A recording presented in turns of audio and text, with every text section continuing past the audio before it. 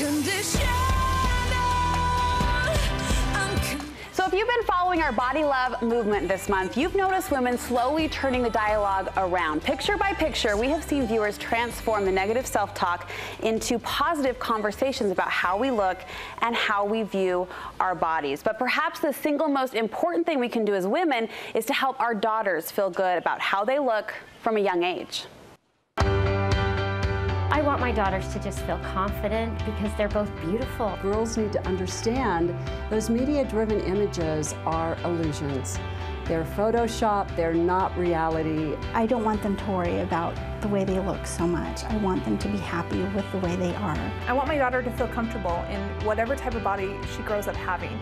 I hope young girls learn to be comfortable inside and that they learn to build each other up. We spend too much of our time wishing we were something different than appreciating what we have. Every person feels insecure at times, even the girl that you think looks perfect and beautiful. Stop and remember how strong and beautiful you are in your own way.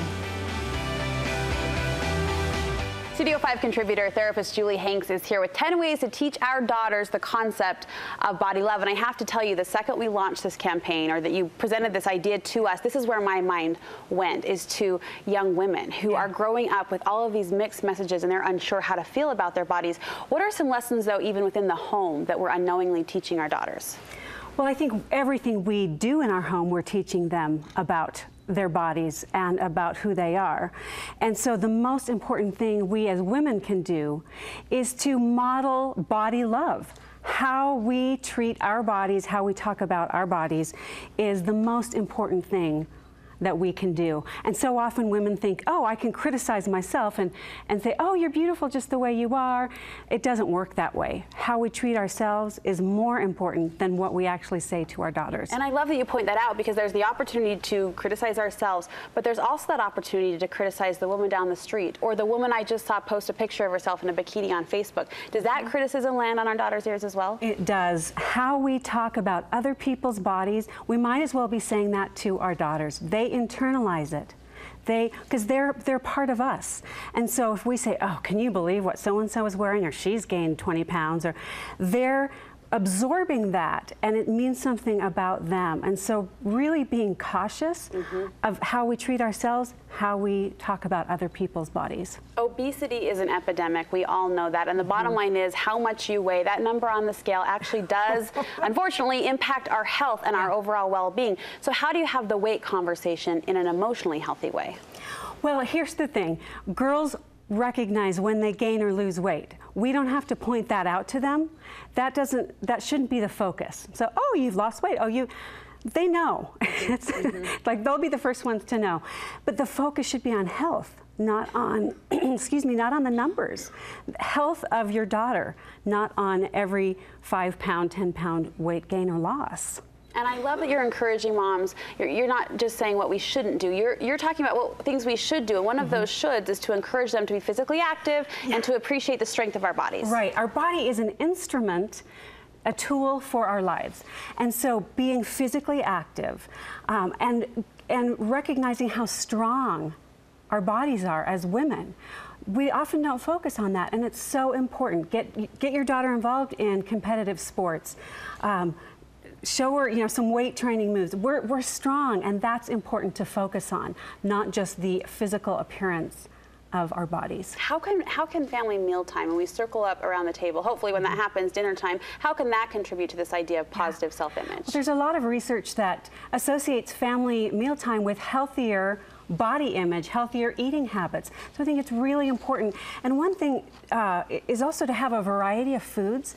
There are some women that I've worked with who are so focused on health and raw and clean and organic that actually becomes disordered eating, and that can impact our daughters too. So everything needs to be in balance. Healthy eating is important, but you know what? Food is not a moral issue. A treat isn't good or bad. It's just, it's food. So not getting too hung up on the health is really important too. I'm so glad you brought that up, because in this day and age we are experiencing this health wave, which is good, but I'm seeing so many moms almost obsess over it, and I just wonder how little minds and little ears are internalizing that. They do, and also obsessive exercising. That's a form of purging.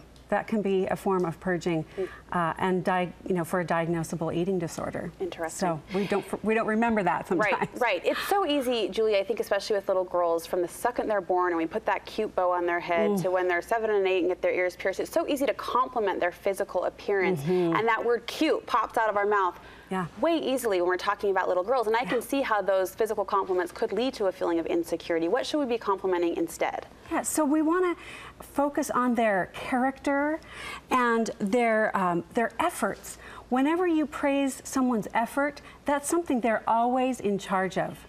So we can't always control our appearance or how smart we are, but we can always control our effort, and our kids can control their effort and their choices, their character, how they treat other people. That's their choice.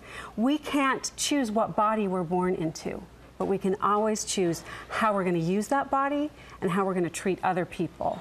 And so that's so much more important. I mean, it's fine to say, oh, you're cute, or, you're handsome. That's fine, but I think we need to balance it out a lot more, and instead of just focusing on the package. We've got a top 10 list. We'll pop up the other points that you made, and we'll put this printable on our website for you as well. We're talking about unrealistic media images, and the list goes on from there. Go to our website for more on that. But we want to kick up right now the Body Love Challenge. Quickly, you've got another thing people can do to get involved. Yes, I want women to take a photo of a conversation or lunch or whatever that is free of fat chat. Stop the fat chat. Tag it with that and Body Love and Studio 5, and we want to see women saying this is a no fat chat conversation here. We're going to focus on the positive. And we're having some fun with our Instagram challenge, but really this can be a real issue, as you talked about, from a therapist's point of view. You actually have a special opportunity for Studio 5 viewers to get additional help if they feel they need it. Yes, and we see a lot of people with body image issues, but from now until Friday night, 50% off new client consultations at all 3 of our clinic locations. Great. Julie, thank you so much. Thanks, Brooke. And we'll be right back.